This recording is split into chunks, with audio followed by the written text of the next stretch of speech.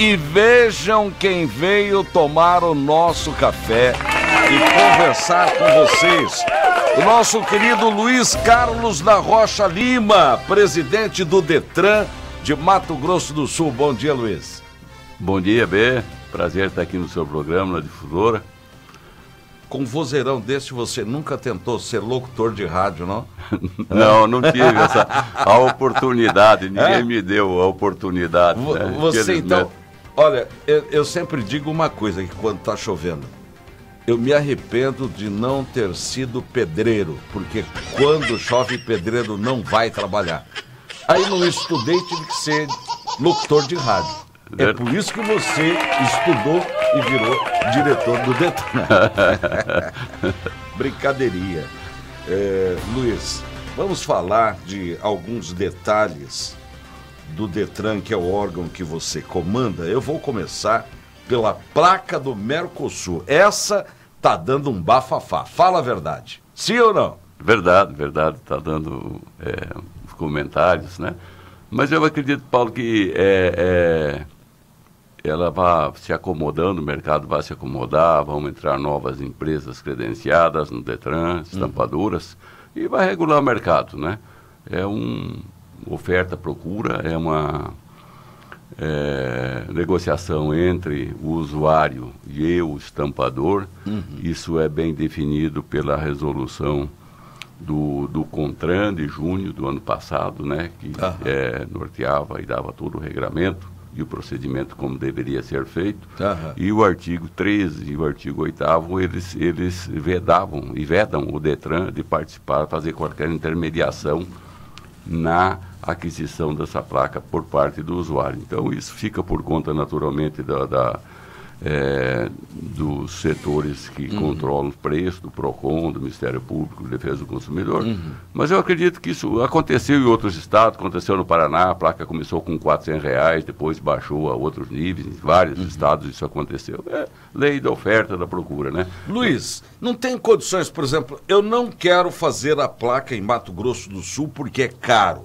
Eu posso fazer em São Paulo, porque lá é muito mais barato. Ou no Paraná, que é muito mais barato, inclusive mais barato que São Paulo. Porque hoje, por exemplo, para você mandar a autorização para eu fazer a placa, é só um clique no computador e eu já estou lá no fabricante de placa muito mais barato que Campo Grande. Por que não pode? O Paulo, existe uma base nacional, né, do sistema, que armazena dados dos veículos, dos proprietários.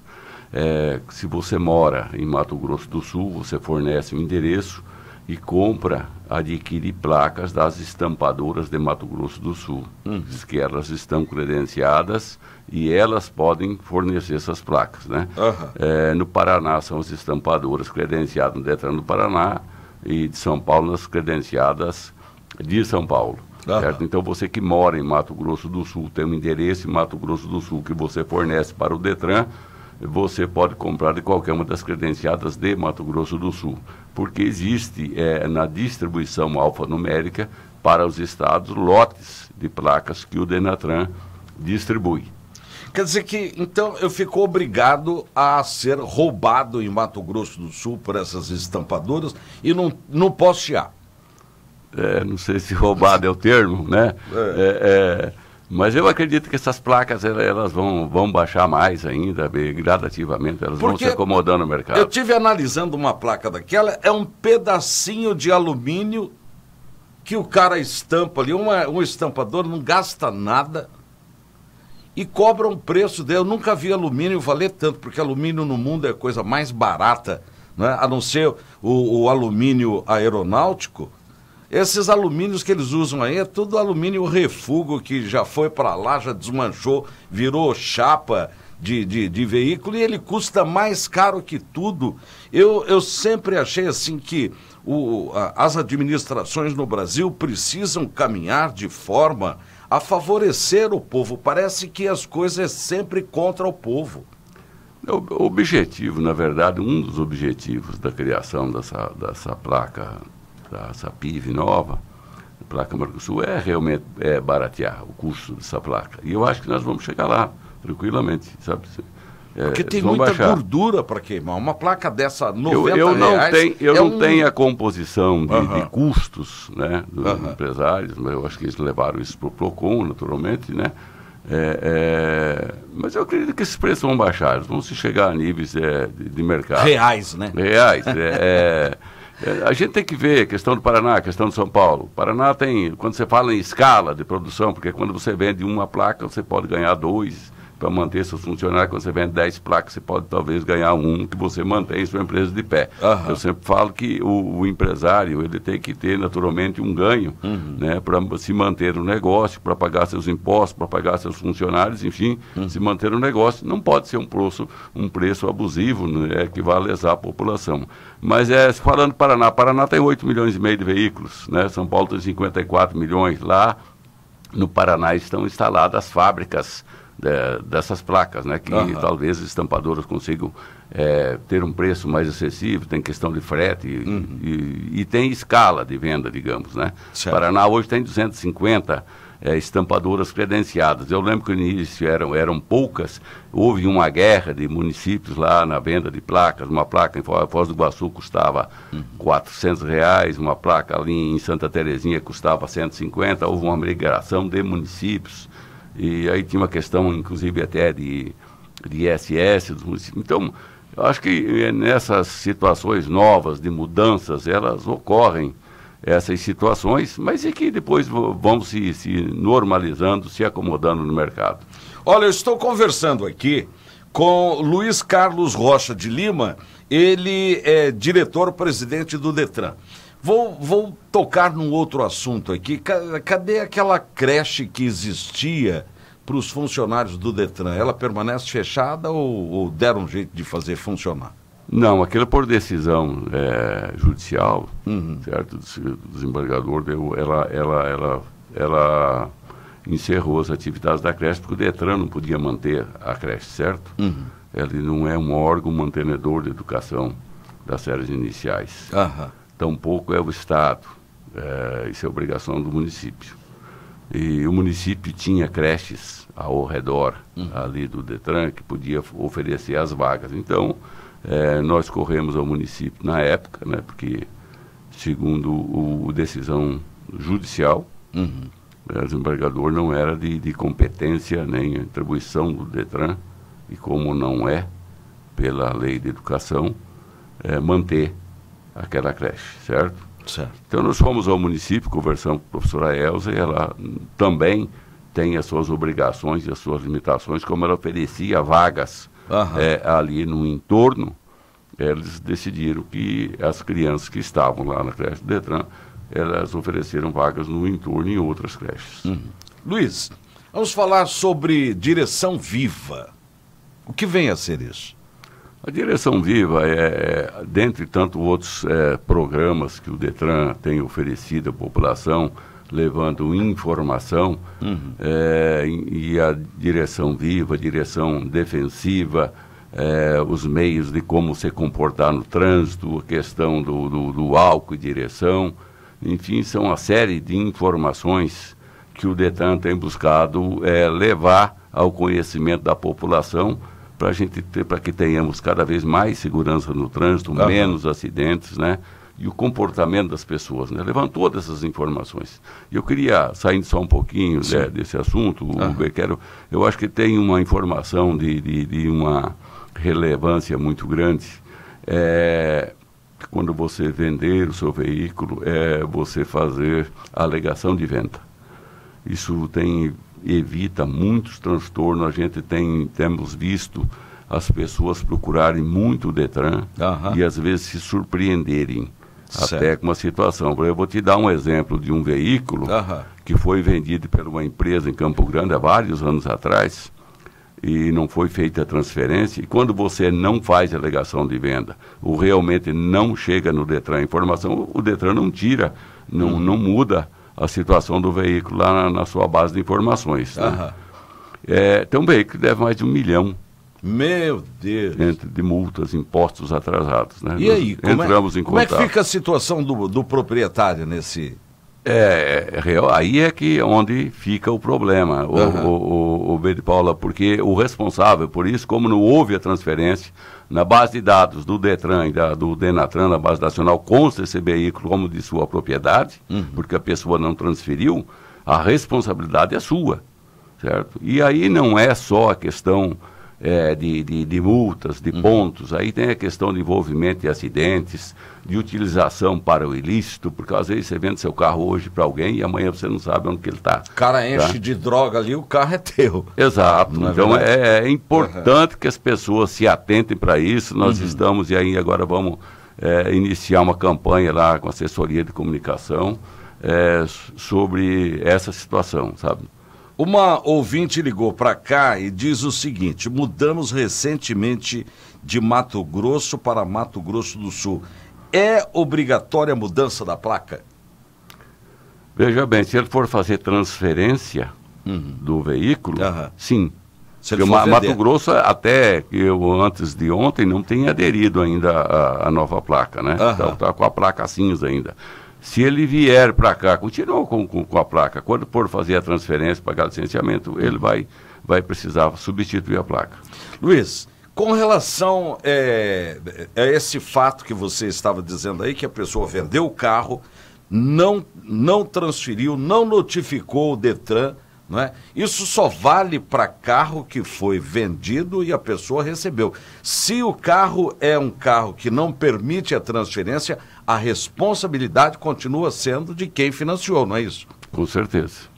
Continua sendo de quem financiou. Que pepino, o Detran só muda quando você tem essa informação, certo? Quando você pega o CRV, às vezes as pessoas preenchem, assinam, mas o comprador não transfere, não leva ao conhecimento do Detran.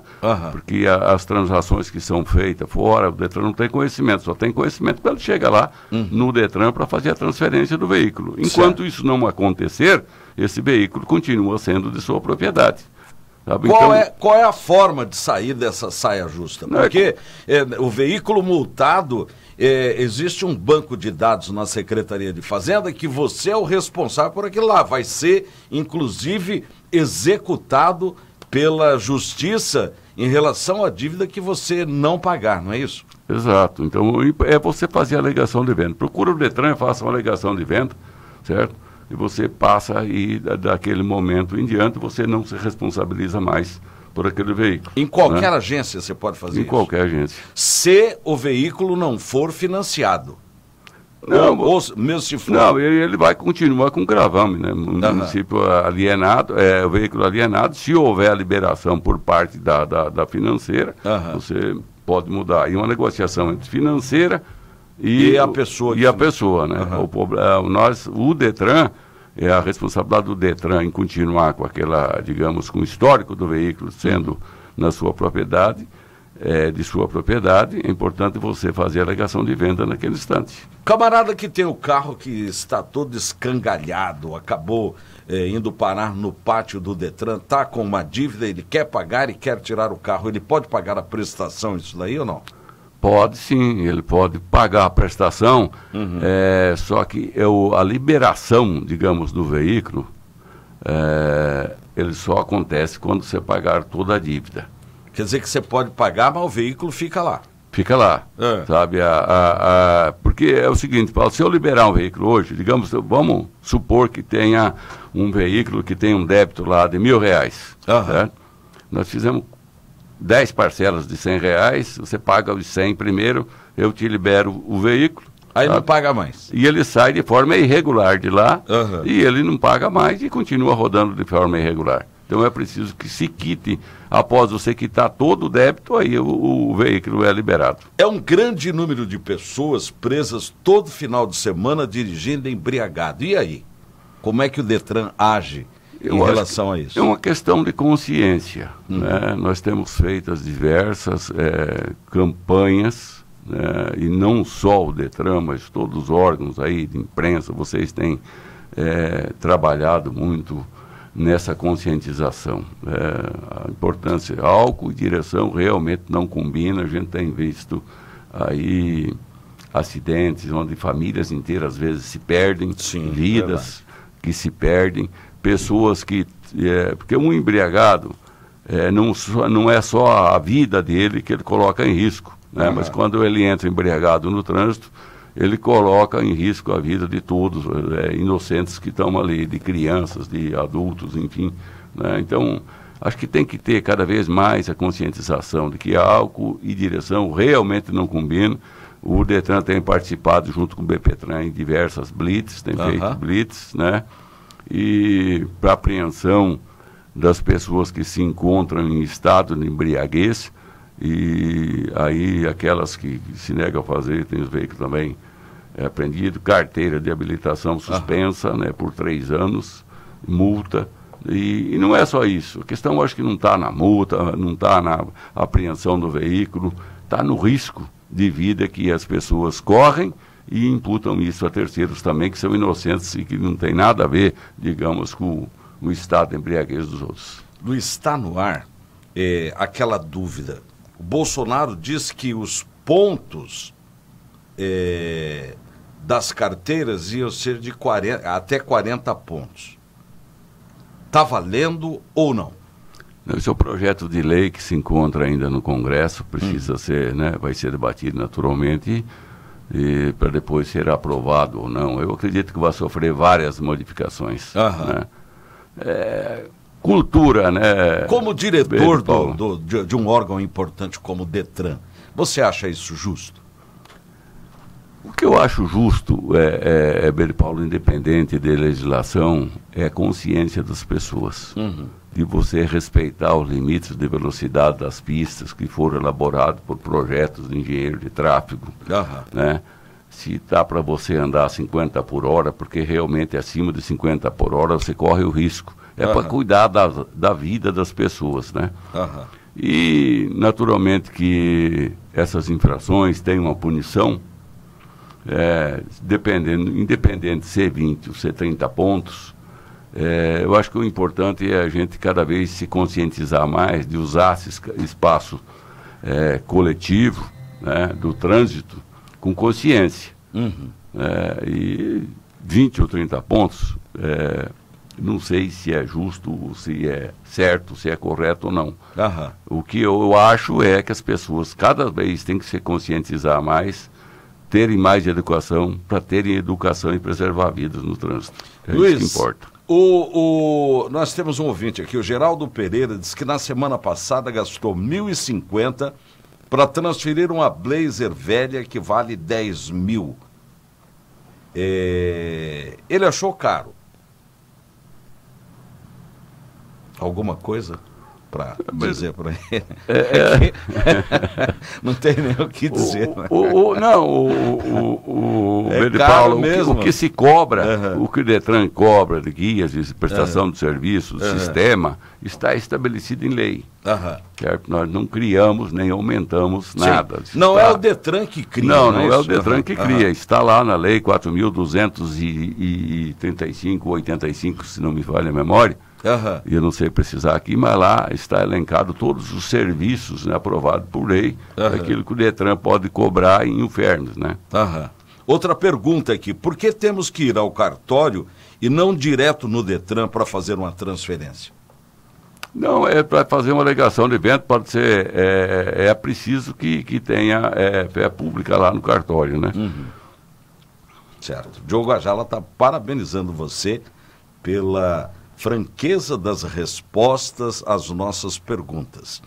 Bom, Luiz, o que vem a ser o DDR Tour 2020? Tem alguma coisa em relação a isso? Não tem essa informação. Não tem essa informação? Não tem essa informação. Tá bom. Bom, aqui dizem que vai ser deve ser algum acontecimento onde vai ter simuladores de embriaguez, circuito de bike, serão destaques do Detran durante a DDR Tour 2020. Isso já aconteceu. Já aconteceu? Já foi um evento desses veículos modificados, né? Que aconteceu ali no Parque das Nações Indígenas. Teve a participação do Detran, sim, levou tudo. Essa modificação em veículo, Luiz, ela tem que ser submetida ao DETRAN, não é? Não é o cara ir lá e alterando as características do veículo. Precisa sim de ser autorizado pelo DETRAN, sabe? Porque aí é uma questão de segurança do veículo. Né? Você levanta um carro, uma caminhonete... Você muda o centro de gravidade. Exatamente. A pessoa pensa, não, é só fazer isso daí. Não é só fazer isso daí. Tem questão de segurança, tem várias questões. E até que tem as modificações que o próprio fabricante permite, né? Porque, e outras que não se permite, porque ele perde realmente a segurança do veículo, né? Em relação aos pagamentos anuais de licenciamento de veículos e outras taxas, está indo bem? Tá, nós temos uma inadimplência grande. Né? Até o ano passado não foi enviado para os usuários o vencimento do CRLV, esse é o serviço que a gente vai voltar esse ano, avisando as pessoas do vencimento do licenciamento, porque nós tivemos uma inadimplência grande, e, na verdade a gente tem uma irregularidade grande na nossa frota aqui em Mato Grosso do Sul. Quantos por cento você tem? Nós temos 30% do nosso veículo rodando irregulares. Que não estão em dia. Exatamente. Quando um veículo desse é pego pelas blitz, por exemplo, o que acontece, Luiz? Não, porque as pessoas, às vezes, até algumas, por conta de não recebimento, como ocorreu no passado, esquecem, né? Você não pagou o seu licenciamento, às vezes ele é pego numa blitz, está com licenciamento atrasado, ele pode pagar no ato, se for nesse caso, sim, ele pode pagar através do smartphone. Cartão, hoje paga, não vai pagar naturalmente para a autoridade que está ali, paga para os bancos, né, as entidades financeiras, e ele pode ser liberado no ato. Ou outra irregularidade, talvez, que não possa ser questão de farol danificado, pneu careca, ou alguma coisa que esteja irregular no veículo. Mas se for uma questão de CRLV, alguma coisa vencida que ele pode, e a pessoa queira pagar naquele instante, ele é liberado. Luiz, estão te bombardeando aqui de perguntas e ao mesmo tempo também te parabenizando. O Diogo Ajala está parabenizando você. O Miguel Pereira está perguntando, e quanto a esses carros rebaixados que vivem atrapalhando o trânsito? Já acabamos de responder, mas tem mais uma aqui. Os buracos na pista de baliza foram consertados? Os buracos na pista de baliza? Eu quero... e ali está a imagem. Ali, sim. Não, mas não é um buraco, isso daí é uma cratera. Essa é uma cratera. Paulo, eu quero deixar claro uma coisa. Nós já estamos no processo licitatório, essa semana deve acontecer, deflagrar o processo licitatório, a gente já vai contratar para fazer a recuperação daquela pista ali, que é uma pista não é a pista de provas do DETRAN. Aquele é o espaço ocupado pelas autoescolas. E que depois da gente recuperar, eu vou sentar com o sindicato, porque eu acho que eles, como ocupam aquele espaço, que é público, eles também devem ajudar a conservar. Mas será que eles não deixaram o buraco para quem dirige aprender? Olha o buraco, para aí, breca essa coisa, desvia, será que não é isso? Não, Paulo. Pode ser questão de aprendizagem. Pode ser, né?